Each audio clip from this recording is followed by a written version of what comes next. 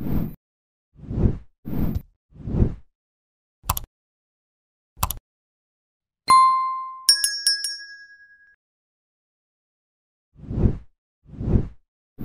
Office casting director Alison Jones reveals that the show's network, NBC, originally considered two different Oscar-nominated actors for the role of Michael Scott. Based on the original British mockumentary created by Ricky Gervais and Stephen Merchant, the American version starred Steve Carell as David Brent-like Michael Scott and followed the employees and boss of fictional Pennsylvania paper merchants Dunder Mifflin. The Office featured an ensemble cast, and first debuted in 2005 to generally positive critical acclaim, with praise for Carell's performance, but there could have been a different actor in the role altogether.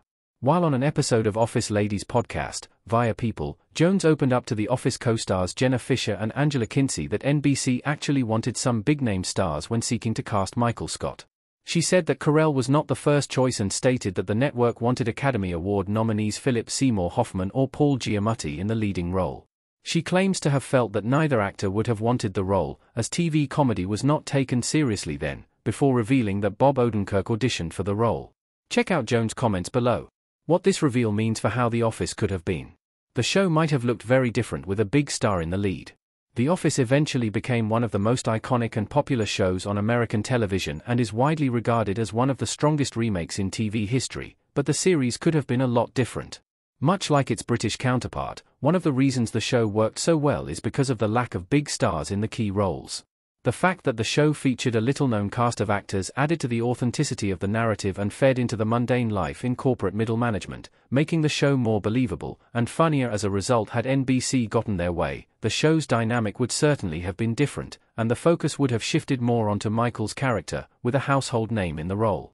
This would likely have been to the detriment of many of the supporting characters, whose interesting interactions and interpersonal conflicts are a big part of what made the show such a success.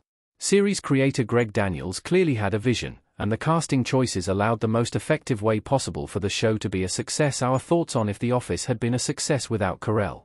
The actor is so synonymous with Michael Scott it's difficult to imagine anyone else in the role. Steve Carell as Michael Scott smiling to camera in The Office. There is a case to be made that both Hoffman and Giamatti would have been as excellent as Michael Scott.